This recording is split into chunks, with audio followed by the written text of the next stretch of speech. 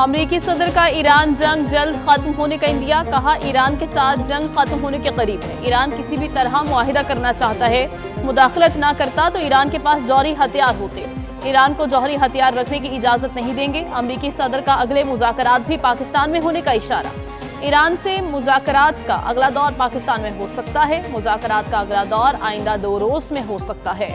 پاکستان کے field marshal بہت اچھا کام کر رہے ہیں، فیلڈ مارشل لاجواب ہیں، زیادہ امکان ہے ہم پاکستان چلے جائیں۔ ایران پاکستان میں مذاکرات کے دوسرے راؤنڈ کے لیے آمادہ۔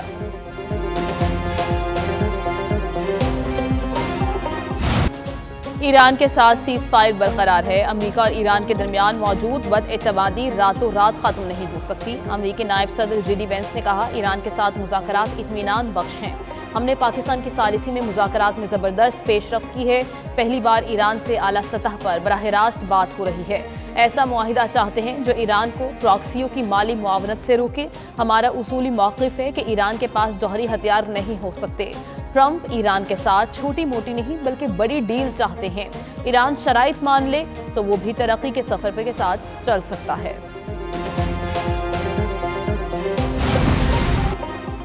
امریکی صدر کی جانب سے مذاکرات کا دوسرا دور پاکستان میں ہونے کا گرین سگنل، ذرائع کے مطابق پاکستان نے ایران امریکہ مذاکرات کی میزبانی کی تیاری اور انتظامات شروع کر دیے۔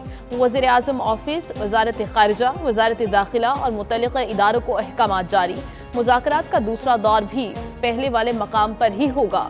پاکستان کی سول عسکری قیادت ان مذاکرات کی میزبانی اور ثالثی کرے گی، دونوں ممالک کے وفود کو VIP1 سیکیورٹی دی جائے گی۔ امریکی میڈیا کے مطابق امریکی وفد کی قیادت پھر نائب صدر جے ڈی وینس کریں گے۔ خطے میں کشیدگی کے خاتمے کا مشن، وزیر اعظم آج سعودی عرب جائیں گے، نائب وزیر اعظم اسحاق ڈار اور دیگر اعلیٰ حکام ہمراہ ہوں گے۔ وزیر اعظم شہباز شریف ولی عہد محمد بن سلمان سے اہم ملاقات کریں گے، مذاکرات اور جنگ بندی کی کاوشوں پر تبادلہ خیال ہوگا۔ دورہ مکمل کر کے وزیر اعظم شہباز شریف ترکیہ اور قطر بھی جائیں گے، وزیر اعظم ترکیہ کی اعلیٰ قیادت سے ملاقاتیں کریں گے، وزیر اعظم ترکیہ اور انطالیہ ڈپلومیسی فورم میں شرکت کریں گے۔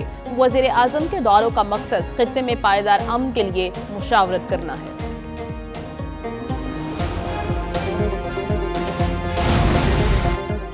ایران امن مذاکرات جاری رکھنے کے لیے تیار ہے، تنازعات کے حل کے لیے سفارتکاری ہی ترجیح ہے۔ ایرانی صدر مسعود پزشکیان کی فرانسیسی ہم منصب میکرون سے ٹیلی فون پر گفتگو، کہا دھمکیاں اور فوجی کارروائی غیر مفید ہے، اس سے امریکہ کے پیدا کردہ مسائل مزید سنگین ہو جائیں گے۔ یورپ کو عالمی قوانین اور ضوابط کی پیروی کے لیے امریکہ کی حوصلہ افزائی کرنی چاہیے۔ دوسری جانب ایرانی وزیر خارجہ عباس عراقچی اور روسی ہم منصب سرگئی لاروف کی ٹیلی فون پر بات چیت ہوئی۔ عراقچی نے لاروف کو اسلام آباد مذاکرات سے آگاہ کیا، روس نے کہا مذاکرات جاری رکھیں، کسی صورت دوبارہ تصادم نہیں ہونا چاہیے۔ امریکی ناکہ بندی کے باوجود 20 سے زائد جہاز آبنۂ ہرمز سے گزر گئے، نیو یارک ٹائمز کے مطابق گزرنے والے جہازوں کا ایران سے تعلق نہیں تھا۔ امریکی بحریہ نے ایران سے منسلک 8 آئل ٹینکرز کو واپس موڑا۔ ایرانی بندرگاہ کی ناکہ بندی، 10,000 امریکی فوجی، درجنوں جنگی جہاز تعینات۔ امریکی سینٹرل کمانڈ کا مزید کہنا ہے ایرانی پورٹ کی طرف آنے جانے والے جہازوں کو روکا جا رہا ہے، غیر ایرانی بندرگاہوں کے جہازوں کی محفوظ آمد و رفت یقینی بنا رہے ہیں۔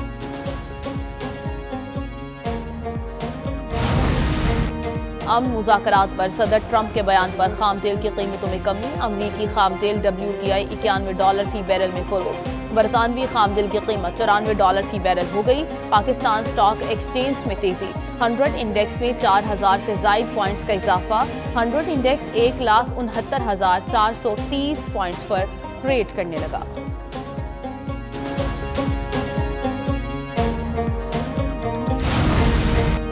واشنگٹن میں اسرائیل اور لبنان کے درمیان مذاکرات ختم، امریکی وزیر خارجہ مارکو روبیو کی زیر صدارت مذاکرات ہوئے، اسرائیل اور لبنان کا براہ راست مذاکرات شروع کرنے پر اتفاق۔ امریکی وزیر خارجہ نے کہا امید ہے مذاکرات ایک امن معاہدے تک پہنچیں گے۔ اسرائیل نے امن کے لیے مذاکرات کے عزم کا اظہار کیا، امید ہے واشنگٹن کی ثالثی میں امن معاہدے کی راہ ہموار ہوگی۔ لبنان کا جنگ بندی پر انسانی بحران سے نمٹنے کے لیے اقدامات کا مطالبہ۔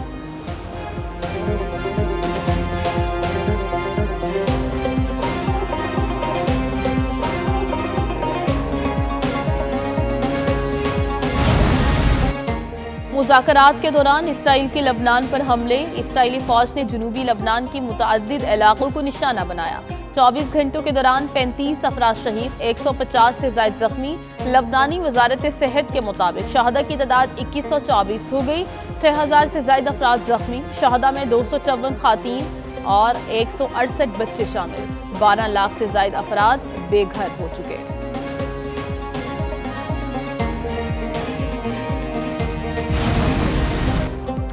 وزیر خزانہ محمد اورنگزیب کی واشنگٹن میں امریکی وزیر تجارت سے ملاقات، پاک امریکہ اقتصادی شراکت داری کے فروغ پر تبادلہ خیال، دو طرفہ تجارت بڑھانے اور سرمایہ کاری میں اضافے پر اتفاق، اقتصادی تعلقات کو مزید مستحکم بنانے کے عزم کا اظہار۔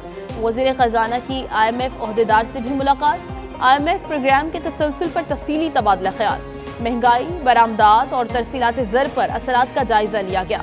وزیر خزانہ محمد اورنگزیب کی امریکی کمپنیوں کے نمائندوں سے ملاقات، IMF پروگرام پر سٹاف لیول معاہدہ، بورڈ منظوری متوقع۔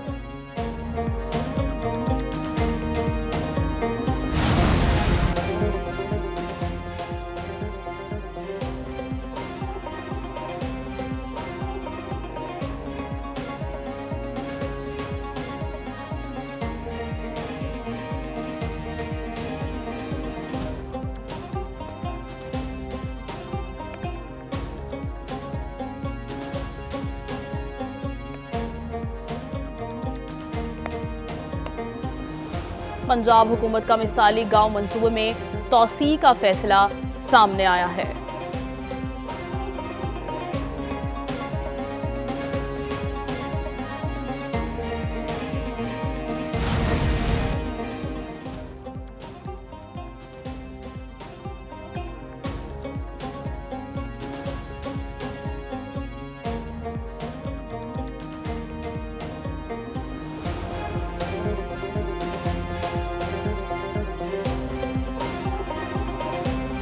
ملک میں لوڈ شیڈنگ کا جن بے قابو ہو چکا ہے اور ذرائع کے مطابق ملک میں لوڈ شیڈنگ کا جن بے قابو ہونے لگا ہے۔ لاہور سمیت پنجاب کے کئی علاقوں میں کئی گھنٹے